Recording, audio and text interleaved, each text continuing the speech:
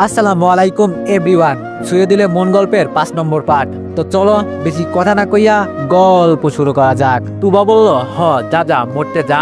আমি বললাম, তোর ভাবির হাতে যদি মরতেও পারি তাও জীবন সার্থক। মিতু বলল, তোর ডায়লগ রাখ আর চল দেখি কি করা যায়। আমি বললাম, আমার খুব খুশি খুশি লাগছে। আচ্ছা আমাকে একটু পরিচয় করিয়ে দিস। মিতু বলল, আর আমাকে যদি না চিনে তখন কি হবে? আমি বললাম, কি আর হবে, সোজা ইনকাউন্টার করে দিবে 3 জনকে। তুবা বলল, ওরে বাবারে, আমি গেলাম বাসায়, এখনো স্বামীর ভালোবাসা পাই না, অনেক কিছু দেখার বাকি আছে, আমি মরতে চাই না। আমি বললাম, চল অন্ধকারে স্বামীর ভালোবাসা কি বুঝিয়ে দিই। তবে রে লুচ্চামি করো শালা, বলেই তুবা আর মিতু ইচ্ছে মতো মারছে আমাকে। আমি বললাম, বোন আর মারিস না, মারা যাবো তো, পরে ওসির কি হবে? মিতু বলল, আচ্ছা তুই কি সত্যি সিরিয়াস? একটা কালো মেয়ের জন্য এত পাগল হলি কেন? আমি বললাম, আমিও বুঝলাম না, কিন্তু আমার মন বলছে ওকেই ভালোবাসি। তোরা দেখলি কালো, কিন্তু আমি দেখলাম সুন্দর, আমার বইয়ের মতো। তুবা বলল, এই মিতু, এই একটু কালোর জন্য আমরা কি আমাদের ভাবিকে ভাবি করব না? হয়তো পুলিশের কাজ করে সারাদিন, এই দিক সেদিক ঘোরে, এজন্য হয়তো একটু এমন হয়েছে, তবে আমার কাছেও সুন্দর লাগছে। আমি বললাম, বাস তাহলে তোর কোনো কথাই নাই, তোর পছন্দ মানে আমার পছন্দ, যেহেতু তুই আমার পরিবারের একজন সদস্য। মিতু বলল, ও তোর নিজের যে পছন্দ হয়েছে সেটা বলবি না, আরেকজনকে আঙ্গুল দিয়ে দেখিয়ে দিয়ে বলবি তোর পছন্দ মানে আমার পছন্দ। বুঝি বুঝি। আমি বললাম, বুঝিস তাহলে হেল্প কর না একটু। মিতু বলল, চল দেখি। 3 জন মিলে থানার সামনে গেলাম। তুবা বলল, আমাদের কি মনে হচ্ছে জানিস, অপরাধ করে ধরা দিতে আসছি আমরা। আমি বললাম, এইসব কথা বলিস না, পরে তোরে সন্দেহ করবে। 3 জন মিলে থানার ভিতরে গিয়ে দেখি সাথী ম্যাডাম কিসের ফাইল যেন দেখছে। সাথী বলল, তো কি খবর মিস মিতু? আমরা তো অবাক হয়ে গেছি, না দেখে চিনে ফেললো কি করে বুঝলাম না। মিতু বলল, আপু না দেখে চিনলেন কি করে? সাথী বলল, তোমার সাথে পড়াশোনা করছি আমি এক গ্রামে, আর চিনবো না তোমাকে? তোমার কি মনে হয়? বসো এখানে। মিতু বলল, তো আপু আপনি একেবারেই ওসি হয়ে গেলেন? সাথী বলল, আমার বাবার এই একটা ইচ্ছা ছিল। বাই দা ওয়ে, গ্রাম ছেড়ে কি চলে আসছো নাকি? মিতু বলল, আপু বাবা এখানে চাকরি করে তো এজন্য। সাথী বলল, স্থায়ী নাকি? মিতু বলল, আর আপনি? সাথী বলল, আমার কথা বাদ দাও, গ্রাম ছেড়ে আসতে মন চায় না, সব পরিবার গ্রামে থাকে, আর আমি তো চাকরির কারণে এখানে। আমি এক দৃষ্টিতে সাথীর দিকে তাকিয়ে আসি, কি সুন্দর করে কথা বলছে। সাথী আমার দিকে তাকাতেই আমি অন্য দিকে তাকিয়ে হুদাই দেখতে লাগলাম, ধরা পড়লে যাবেন নাই। সাথী বলল, এই ছেলেটা কে, আর আমার দিকে এভাবে তাকিয়েছিল কেন? তোর ধরায় পড়ে গেলাম, তবে ওসির ট্যালেন্ট আছে বলতে হবে, উদয় থানার ওসি হয় নাই, আমাদের মতো গবর না মাথায়। মিতু বলল, আসলে আপু ও নাকি কখনো কোনো মেয়েকে ওসি হতে দেখে নাই, তাই হয়তো আপনার দিকে এভাবে তাকিয়ে আছে। সাথী বলল, ও আচ্ছা, তো তোমার বয়ফ্রেন্ড বুঝি? মিতু বলল, আরে না আপু, আমরা 3 জন বেস্ট ফ্রেন্ড। আমি বললাম, হাই আপু, আমি রিফাত। সাথী বলল, রিফাত নামটা তো ভালো, তবে মনে হচ্ছে তোমার ভিতরে কিছু হচ্ছে। আমি বললাম, আপনি বুঝলেন কি করে আপু?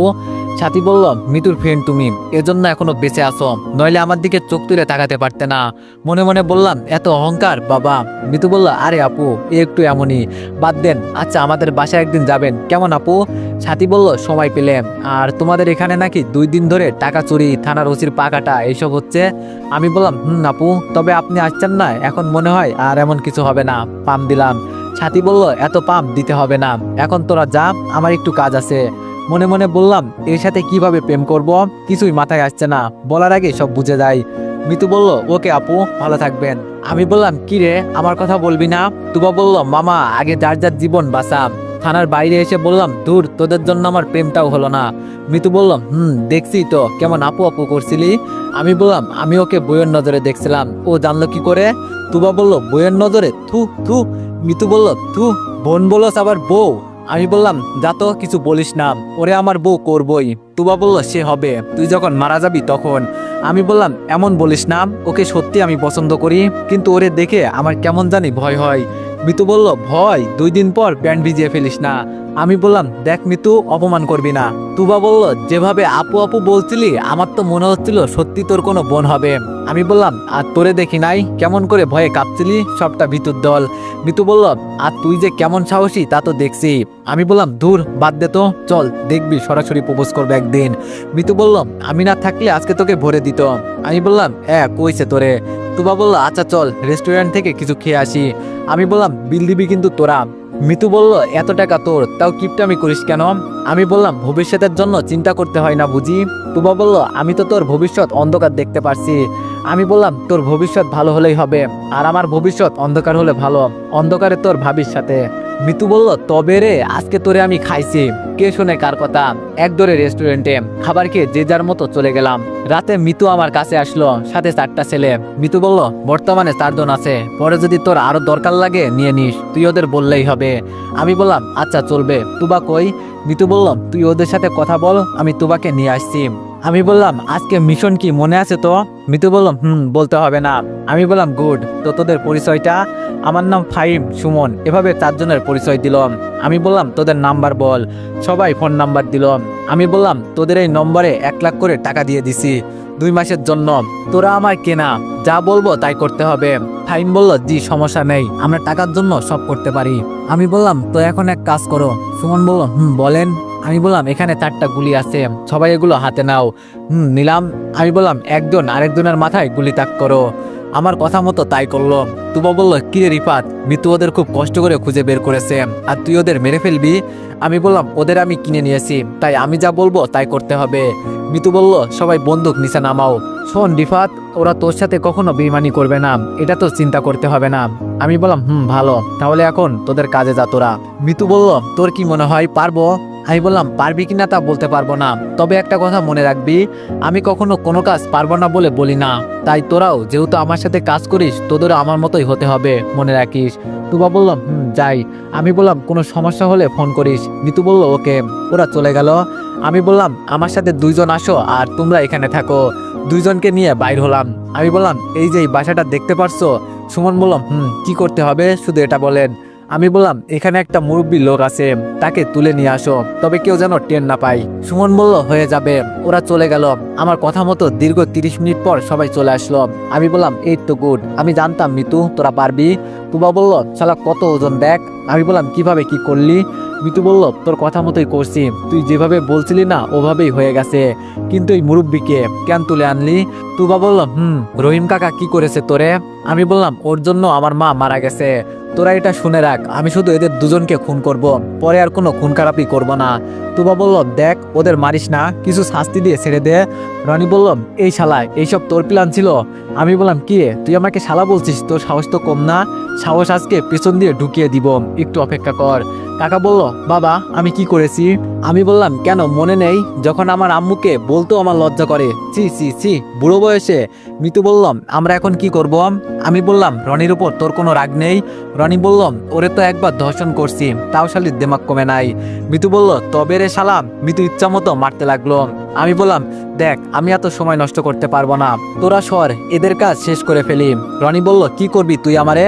বস্তির ছেলে, সাহস তো কম না, আমাকে শুধু একবার ছেড়ে দেখ তোর কি অবস্থা করি। আমি বললাম, এজন্যই তো তোর ডানা কাটবো আজকে। ফাহিম বলল, কি করতে হবে শুধু এটা বলেন। আমি বললাম, ওদের 2 জনের কেটে মুখের ভিতরে ঢুকিয়ে দাও। কাকা বলল, বাবা আমি তোমার কাছে মাপ চাই, তুমি তো আমার ছেলের মতোই। আমি বললাম, ওদের মুখের ভিতরে কাপড় ঢুকিয়ে দাও, যাতে কথা বলতে না পারে। এত কথা আমি শুনতে চাই না, মিতু চলে যা, তোদের কাজ তো শেষ। তুবা বলল, না, আমরা দেখতে চাই তুই ওদের সাথে কি করিস। ফাহিম বলল, কেটে দিব। আমি বললাম, এত সময় নিয়ে কাজ করা আমার পছন্দ না। ব্যাস, দেখতে দেখতেই 2টা লাশ হয়ে গেল। আমি বললাম, এখন এক কাজ করো, থানায় নতুন ওসি আসছে, তাকে তো কিছু গিফট দিতে হবে। ওদের বুকে সুন্দর করে লেখো, যারা ধর্ষণ করে তাদের এই অবস্থা হবে, আর এদের গিফটের মতো প্যাকেট করো। অনেক সুন্দর করে প্যাকেট করলো। আমি বললাম, কি মিতু, সুন্দর হয় নাই? তুবা বলল, মিতু আমাকে ধরে রুমে নিয়ে যা, নইলে আমি অজ্ঞান হয়ে যাব। আমি বললাম, এত ভয় পাস কেন বুঝি না, এগুলো থানার সামনে ফেলে তোমরা চলে যাবে, তোমাদের কাজ শেষ। টাইম বলল, ওকে। ওরা 2 জনকে নিয়ে চলে গেল। মনে মনে বললাম, আমার কাজ তো শেষ, এখন শুধু 5 জন আছে, সুমাইয়ার বান্ধবীরা। অপেক্ষা করো তোরা, তোদেরও ছাড়বো না। আমি গিয়ে ঘুমিয়ে পড়লাম। সকাল সকালে টিভির সামনে বসলাম, তুবার মিতু আছে। তুবা বলল, দেখ সাংবাদিকরা কেমন প্রশ্ন করছে, এই গিফট কে দিয়েছে এত বড়? আমি বললাম, এর আগে কেউ বুঝি এমন গিফট দিয়েছিল? তুবা বলল, তোর বুদ্ধি আছে বলতে হবে, দেখ তোর বউ কেমন খুশি হয়েছে। আমি বললাম, শেখ মিতু তোমার কাছ থেকে। আহারে বউ, ও বউ তুমি কোথায়? মিতু বলল, আজকে সাথী আপু গেছে, খুশি হয়েন না গিফট। যেই গিফট খুললো, ব্যাস সব কয়টা ছিটকে দূরে গিয়ে পড়ল। আর তখন ছাতির মুখটা দেখার মতো ছিল। আমি বললাম, আহারে অসহায় বউ আমার। তুবা বলল, আসতে না আসতে ওনাকে এমন একটা শাস্তি দেওয়া ঠিক হয় নাই। আমি বললাম, ভালো হয়েছে, একটু আতঙ্কে রাখা ভালো। আর শোন, আজকে আর তোদের বাসা থেকে বের হতে হবে না, মিতু তোমার বাসায় থেকে যা। মিতু বলল, আরে কিছু হবে না। আমি বললাম, সেটা তো দেখা যাবে কয়দিন পর। মিতু বলল ও খুব হার্ড, আর ওর ভিতরে ভয় ঢুকিয়ে দিলি, না জানি এখন কি করে। আমি বললাম কি আর করবে, পাগলের মতো খুনিকে খুঁজবে। মিতু বলল হয়তো। আমি বললাম আমার একটা বাসা কিনতে হবে, এভাবে বস্তিতে থাকা যাবে না, তোরা একটু দেখিস তো। তুবা বলল আরে আমার চাচার বাসাটা বিক্রি করে দিবে, তুই নিতে পারিস। আমি বললাম তাহলে তো ভালোই, আর বাসা খুঁজতে হবে না, তুই কথা বলিস তো। তুবা বলল ওকে। মিতু বলল চল ক্যারাম খেলি। আমি বললাম ভালো আইডিয়া। এভাবে সেভাবে কোনোভাবে দিনটা পার করলাম। রাতে তুবা বলল আজকে কি করবি। আমি বললাম দেখতে পারবি, আর আজকের মিশনটা শেষ হলে আমি আর খারাপ পথে থাকবো না, ভালো হয়ে যাব। এভাবে আর কয়দিন বল। মিতু বলল শুনে খুব খুশি হলাম। ফাইম বলল আজকে কি করতে হবে। আমি বললাম এই জায়গায় গিয়ে এদের তুলে নিয়ে আসবে। সুমন বলল ওকে, 5 জনকে কি একসাথে পাবো। আমি বললাম দেখ গিয়ে আড্ডা দিচ্ছে। সুমন বলল ওকে। মিতু বলল কাদের তুলে আনতে বললি। আমি বললাম অপেক্ষা কর জানতে পারবি। অনেকক্ষণ পর ছেলে পেলে আসলো। ফাইম বলল খুব কষ্ট করে নিয়ে আসছি, একটা ছেলে দেখে ফেলেছিল, কিন্তু ওদের গাড়িতে করে নিয়ে আসছি তো তাই কেউ কিছু টের পায় নাই। মিতু বলল কিরে এই 5টা মেয়ে কে। আমি বললাম যারা আমার সাথে রুমে জোর করে গেম খেলছিল, এদের মুখে পানি দাও। পানি দিতেই ওদের জ্ঞান ফিরল, আর আমাকে দেখে চোখ বড় বড় করে তাকিয়ে আছে। আমি বললাম কি বেবি ভালো আছো তো। সুমাইয়া ভয়ে ভয়ে বলল তুমি। আমি বললাম তোরা ভাবছিলি কি আমি মারা গেছি, রাখে আল্লাহ মারে কে। মিতু বলল আচ্ছা মাফ করে দে ওদের। আমি বললাম ওদের আজকে ধর্ষণ করব, সেই দিন আমাকে সবাই ইচ্ছে মতো ব্যবহার করছিল, আজকে না হয় আমি ওদের ব্যবহার করি। সুমাইয়া বলল বিশ্বাস করো তোমার সাথে এই কাজ করার পর আমরা ভালো নেই, কেন জানি মনে হয় একটা নিরীহ ছেলেকে আমরা মেরে ফেলেছি। বিশ্বাস করো আগে আমরা যা ইচ্ছা তাই করতাম, কিন্তু এখন আমরা নামাজ পড়ি, সব সময় তোমার জন্য দোয়া করি। আমি বললাম ওমা এত ভালো হয়ে গেলি, সত্যি ভাইয়া বিশ্বাস করেন, মাফ করে দেন আমাকে। আমি বললাম ভাইয়া আমিও দেখছিলাম ওরা নামাজে ছিল, পরে ওদের তুলে নিয়ে আসছি। তুবা বলল আমি তোর কষ্ট বুঝতে পারছি, মাফ করে দে ওদের। আমি বললাম জানিস সেই দিন আমি কত কষ্ট পেয়েছি, কত করে বলছিলাম আমাকে ছেড়ে দে, কিন্তু ওরা আমার কথা শোনে নাই। সুমাইয়া বলল মানছি আমরা ভুল করেছি, মাফ করে দেওয়া যায় না। মিতু বলল হরে মাফ করে দে, তাও তো ওরা মেয়ে। আমি বললাম এই ওদের হাতের বাঁধন খুলে দাও। তাই করলাম, সব কয়টা এসে আমার পায়ে পড়ল। সুমাইয়া বলল আমাকে মাফ করে দাও, আমরা অপরাধ করেছি, তোমার সাথে এটা করা ঠিক হয় নাই। মিতু বলল ভুল তো মানুষেরই হয়, মাফ করে দে না। আমি বললাম আচ্ছা যা মাফ করে দিছি, আর যাতে কারোর সাথে এমন না করো। সুমাইয়া বলল জীবনেও এমন হবে না। আচ্ছা আমি কি আবার আগের জায়গাটা দখল করতে পারি। মানছি আমি তোমার সাথে অন্যায় করেছি, বিশ্বাস করো এখন যদি তুমি আমাকে বলো তাহলে এখনই তোমাকে আমি বিয়ে করব। আমি বললাম ভালোবাসার তোমার জন্য আমার মনে নাই, তুমি চলে যাওয়ার পরই মরে গেছি আমি। কিভাবে পারলা নিজের বয়ফ্রেন্ডের সাথে এমন বাজে কাজ করতে, বস্তির ছেলে বলে আমরা কি মানুষ না। সুমাইয়া বলল প্লিজ এমন কথা আর বলিও না, খুব কষ্ট পাই। আমি বললাম এখান থেকে চলে যাও ফাহিম, ওদের যেখান থেকে আনছিলা সেখানে নিয়ে যাও। সুমাইয়া বলল অনেক ভালোবাসি যে তোমায় মেনে নেওয়া যায় না। আমি বললাম ভালো দেখে কাউকে বিয়ে করে নাও, আমি আর আমার মাঝে নেই, আগে রিফাত মারা গেছে, ভালো থাকিও। সুমাইয়া বলল শেষবারের মতো একটু জড়িয়ে ধরতে পারি। আমি কিছু বললাম না, সুমাইয়া থাপতে এসে আমাকে জড়িয়ে ধরলো। সুমাইয়া বলল এখন বুঝতে পারছি তোমাকে আমি কতটা ভালোবাসি, যখন তুমি ছিলে তখন তোমার মূল্য বুঝি নাই, এখন বুঝতে পারছি আসলেই তোমার মনটা অনেক ভালো। আমার মতো হতভাগা আর যেন কেউ না হয়, কাছের মানুষ দূরে গেলে বোঝা যায়। আমার চোখ দিয়ে পানি পড়ছে, কি করবো আর। ফাহিম সুমাইয়ার বান্ধবীদের নিয়ে চলে গেল। তুবা বলল খুব ভালোবাসতি না রে। আমি বললাম খুব খুব, কিন্তু ও যে বেইমানি করবে এটা বুঝতে পারি নাই। মিতু বলল মেয়েটা তো দেখতে শুনতে অনেক ভালো, কিন্তু এমন করলো কিভাবে তোর সাথে। তবে এখন দেখে মনে হচ্ছে সত্যি মেয়েটা ভালো হয়ে গেছে, কান্না করিস না, নইলে সাথী আপু পরে তোরে বকা দিবে। আমি একটা হাসি দিলাম। আমি বললাম তোমরা আমার জন্য অনেক কিছু করেছো, যখন দরকার হয় তখন তোমাদের ডাকবো, আর এখন কোনো চাকরি বাকরি করো, আমি চাই না আমার মতো তোমরা কোনো ক্লিয়ার হয়ে যাও। এই ঘটনা এখানেই সমাপ্তি করলাম, আর খুন খারাপি করবো না। ফাহিম বলল যখন কোনো দরকার পড়বে বলবেন, আমরা সবসময় আপনার পাশে আছি। আমি বললাম আচ্ছা তাহলে যাও। সবাই চলে গেল। মিতু বলল তোর প্রতিশোধ নেওয়া তাহলে শেষ নাকি। আমি বললাম হরে, যারা আমার সাথে বেইমানি করেছে সবাইকে শাস্তি দিছি, এখন সাথীকে বিয়ে করে সুখে শান্তিতে সংসার করব। তুবা বলল সাথী কি এত সহজে রাজি হবে বলে তোর মনে হয়, ও কিন্তু থানার ওসি। আমি বললাম তো আমার কি হয়েছে, মিতু আছে কেন। মিতু বলল আচ্ছা তুই কি সত্যি আমাকে মারতে চাস। আমি বললাম আমার তো কেউ নাই, তো কার কাছে বলবো। হ্যাঁ। মিতু বলল দেখ দেখ তুবা কি সব কথা বলে। আমি বললাম একটা চাকরি করতে হবে রে মিতু, কিন্তু আমি তো গরিব, আমার কি আর চাকরি হবে? মিতু একটা কার্ড দিয়ে বলল, এটা আমার বাবার অফিস, এখানে গিয়ে আমাকে একটা কল করবি, সব হয়ে যাবে। আমি বললাম ধন্যবাদ বন্ধু, আর শোন এখন তোদের বিয়ের সময় বিয়েটা করে নে দুইজনে। তুবা বলল এত তাড়াতাড়ি আমি বিয়ে করব না। মিতু বলল দেখি বাবা মা কি করে। আমি বললাম আর তুবা তোর চাচার সাথে কথা বলছিলি? তুবা বললাম হয়েছে, অর্ধেক টাকা দিয়ে দিবি, আর 2 দিন পর উনি দেশে আসবে, তখন দলিল করে নিবি, তখন সব টাকা দিয়ে দিবি। আমি বললাম মিলিকে নিয়ে আসতে বলিস তো, পরে আবার চলে যাবে তোর চাচার সাথে। তুবা বলল বলছে আসবে। আমি বললাম অনেক অনেক ধন্যবাদ তোরে। মিতু বললাম আজকে বাসায় যেতে হবে রে, আম্মু নইলে বকা দিবে। আমি বললাম আচ্ছা তাহলে চলে যাম, সাবধানে যাবি। মিতু বলল ওকে। বাসায় গিয়ে আমিও ঘুমিয়ে গেলাম। আজকে আবার তুবাকে নিয়ে ভার্সিটিতে গেলাম, অনেকদিন ধরে যাওয়া হয় না। হঠাৎ দেখি ফোনটা বাজতেছে। আমি বললাম কে? হাইম বলল ভাই আমি, মিতু আপুকে তো থানায় নিয়ে গেছে। আমি বললাম কি আর কখন? হাইম বলল এই তো কিছুক্ষণ আগে। আমাদের কি আসতে হবে? আমি বললাম না। মনে মনে বললাম সবকিছু কি জেনে ফেলছে ওসি? ফোনটা রেখে তুবাকে বললাম চল থানায় যেতে হবে। তুবা বলল কিন্তু থানায় কেন? আমি বললাম মিতুকে থানায় নিয়ে গেছে। তুবা বলল কি, তাড়াতাড়ি চল। আমি বললাম তুই এক কাজ কর, একটা উকিল ধরে নিয়ে আয়, নইলে এভাবে ছাড়বে না। তুবা বলল দেখ আমি কি করি, তুই যা। আমি বললাম থানার ভিতরে গিয়ে দেখি মিতু সহ আরো 5টা মেয়েকে 2টা মহিলা পুলিশ লাঠিচার্জ করছে। আমার দেখে তো পুরোই মাথা খারাপ হয়ে গেছে। আমি সরাসরি সাদির কাছে গেলাম। আমি বললাম মিতুকে এখানে কেন নিয়ে আসা হয়েছে, জানতে পারি কি? আর এভাবে মারার কোনো মানে হয়?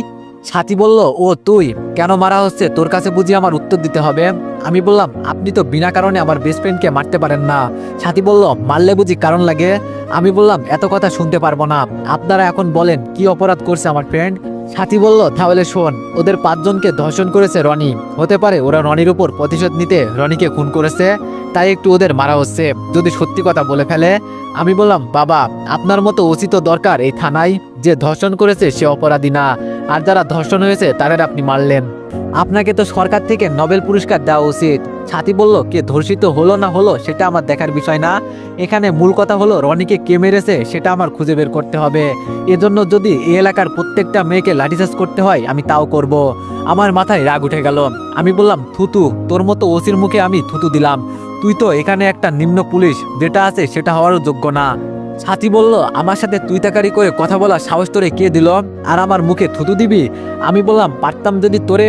সাথী বলল দাঁড়া তোর ব্যবস্থা করছি, এই এরও কিছু উপহার দে তো। 3টা পুলিশ আমাকে জেলে ঢুকিয়ে ইচ্ছা মতো মারতে লাগলো। আমি বললাম তোরে আমি ছাড়বো না, মনে রাখিস তোর জীবন আমি নরক বানিয়ে দিব। সাথী বলল তবে রে শালা, আমার দিকে গুলি তাক করলো। একটা মেয়ে পুলিশ সাথীকে বলল ম্যাম শান্ত হন, বিনা অপরাধে কাউকে মারা ঠিক না। আমি বললাম তোর থেকে এরা ভালো জানে, ওরা জানে বিনা অপরাধে কাউকে মারা ঠিক না, আর তুই তো। সাথী বলল দেখ আমার সাথে কেমন করে কথা বলছে, এই লাঠিটা আমার কাছে দে তো। সাথী এসে ইচ্ছা মতো আমাকে মারতে লাগলো। মৃতদের মারা বন্ধ করে সবাই আমার কাছে এসে দাঁড়িয়ে আছে। তুবা বলল আপনার সাহস তো কম না, আমার বন্ধুদের মারছেন। সাথী বলল তুই বেশি কথা বললে তোরেও জেলে ঢুকিয়ে দিব। উকিল পেছন থেকে সামনে গিয়ে বলল আপনার কোন আইনে পড়ে বিনা অপরাধে একজনকে জেলে ঢুকিয়ে মারতে? সাথী বলল আমার কোনো আইন লাগে না, আমার নিজের আইন আমি নিজেই বানাই। ওদের কি ছাড়বেন নাকি আপনাকে ব্যবস্থা করতে হবে? আমিও কিন্তু একজন উকিল, কিভাবে কি করতে হয় আমার জানা আছে। সাথী বলল তোদের মতো উকিলের জন্য অপরাধীরা শাস্তি পায় না। আমি বললাম পারিস তো শুধু একটা নিরীহ মানুষকে ধরে এনে মারতে। উকিল আমাকে বলল বাবা তুমি কথা বলিও না, আমি দেখছি বিষয়টা। সাথী বলল ওদের ছেড়ে দে, হাতে যেই দিন প্রমাণ থাকবে সেই দিন শুধু একবার এসে দেখিস, তোরে জেলে ঢুকিয়ে ভরে দিব। থানার ওসি বলে আপনি যা ইচ্ছা তাই করবেন, সেটা তো হবে না, আর আপনাকে কিভাবে নামাতে হয় সেটাও আমি জানি, তাই বলছি আমার সাথে বেশি তর্কে যাবেন না। আমি দৌড়ে মিতুর কাছে গিয়ে বললাম ভালো আছিস তো তুই? মিতু বলল একটু সামান্য আঘাত পেয়েছি, চিন্তা করিস না। আমি বললাম আমার বেস্ট ফ্রেন্ডের গায়ে হাত দিলি না তুই, এই থানায় থাকিস, আমিও দেখে নিব দরকার পড়লে। সাথী আমার সামনে এসে বলল আমাকে হুমকি দিস, তোর তো সাহস কম না। আমি বললাম সাহসের দেখছি কি তুই, আমার এই বন্ধুদের গায়ে যে হাত দিবে ওর হাতটাই আমি কেটে ফেলবো। তুবা আমাকে ধরে নিয়ে যাচ্ছে। সাথী বলল তোর সাহস দেখে আমি বাঁচি না, আমার থানায় এসে আমাকেই হুমকি দিস, ভাগ্য ভালো যে উকিল নিয়ে আইসোস, নইলে এখানে ইনকাউন্টার করে দিতাম। আমি বললাম আমি তোরে খেয়ে ফেলবো, মনে রাখিস। থানার বাইরে এসে তুবা বলল অনেক অনেক ধন্যবাদ মামা আপনাকে। উকিল বলল ওরা তোমার কি হয়? তুবা বলল জি মামা আমার বেস্ট ফ্রেন্ড। মামা বলল তাহলে তো তুমি আমার ভাগ্নে, এত রাগ করা ভালো না। আমি বললাম তো কি করব মামা বলেন, বিনা অপরাধে আমার বান্ধবীকে মেরে কি করছে দেখেন। নিতু বলল আরে আমার কিছু হয় নাই, বাদ দে। তুবা বলল আচ্ছা পরিচিত হ, ইনি আমার আপন মামা। আমি বললাম, ও তাই নাকি? আমি তো মনে করছিলাম তুই চিনিস, এই জন্য ধন্যবাদ মামা আসার জন্য। মামা বলল, আচ্ছা আমি যাই রে, অনেকেই অপেক্ষা করছে আমার জন্য। তুবা বলল, আচ্ছা মামা। আমি বললাম, আমার জন্য তোর এই অবস্থা না রে, মাফ করে দিস। মিতু বলল, আরে না, কি যে বলিস, এইসব কিছু না, হালকা ব্যথা পেয়েছি। আচ্ছা চল বাসায় যেতে যেতে কথা বলি। আমি বললাম, আমি ওর অহংকার মিশিয়ে ফেলবো, দেখ আজকে রাতের পর থেকে ও কেমন হয়। তুবা বলল, কেন, তুই কি করবি? আমি বললাম, আমি চাইছিলাম না জোর করে কিছু করি, আজকে রাতে ওকে আমি বিয়ে করব। মিতু বলল, তোর মাথা খারাপ হয়ে গেছে? আমি বললাম, হ্যাঁ আমার মাথা খারাপ হয়ে গেছে, তোর এক গ্রামের আপন মানুষ তোর সাথে কি করছে, হ্যাঁ? মিতু বলল, তুই জানিস ও আমার মুখের দিকেও তাকালো না, বলে কি অপরাধ করলে তো শাস্তি পেতেই হবে। আমি বললাম, উচিত শিক্ষা তো দিবই আজকে রাতে, এখন বাসায় চল। মিতু তুই তুবার বাসায় চল, আন্টি পরে তোর এই অবস্থা দেখতে পারলে হয়তো বকা দিতে পারে। মিতু বলল, বাসায় এসে চিন্তা করছি ওর অহংকারটা একটু কমাতে হবে। রাতে ফাইমকে কল করলাম, আসতে বললাম। ফাইম বলল, ভাইয়া বলুন কি করতে হবে আমাদের। আমি বললাম, 3 জন গিয়ে থানার ওসিকে তুলে নিয়ে আসবে, আর 1 জন গিয়ে কাজীকে নিয়ে আসবে। তুবা বলল, তুই কি করতে চাস বলতো? আমি বললাম, ওসির অনেক অহংকার হয়েছে না, এটা একটু কমাতে হবে, ও সাহস কম না মিতুর গায়ে হাত তোলে। মিতু বলল, বাদ দে না এই বিষয়টা। আমি বললাম, কিসের বাদ দেবো, হ্যাঁ কি দাঁড়িয়ে আছো কেন? সুমন বলল, ভাইয়া উনি তো থানার ওসি, কিভাবে আমরা? আমি বললাম, না না, আমি না উত্তর শুনতে চাই না, যত টাকা লাগে নিয়ে যাও, এর বিনিময়ে আর যদি দরকার পড়ে পুরো থানাকে শ্মশান বানিয়ে দাও। ফাইম বলল, আচ্ছা সমস্যা নেই ভাইয়া, এই চল তোরা। ওরা চলে গেল। মিতু বলল, তুই কি করতে চাইছিস বলতো? আমি বললাম, ও অনেক ভুল করে ফেলেছে, তোরে মেরে এর হিসাব আমি নিব। তুবা বলল, আরে আমার কথাটা তো শোন।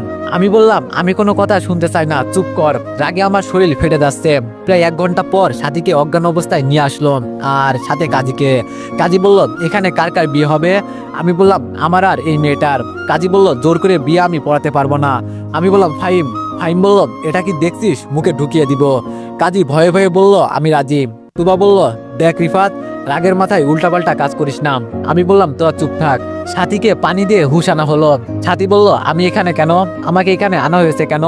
আমি বললাম, আজকে তোরে আমি বিয়ে করব, মনে নাই থানায় আমার সাথে কি ব্যবহার করছিলি, আর তোরেও আমার একটু পছন্দ হয়েছে, তাই তোরে আমি বিয়ে করব।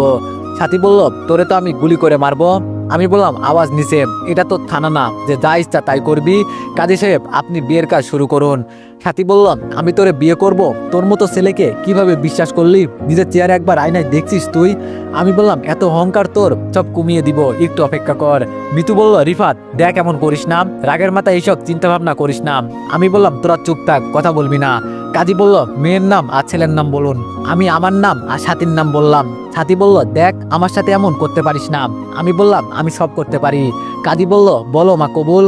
সাথী বলল, আমি এই বিয়ে করতে চাই না, আমি কবুল বলবো না।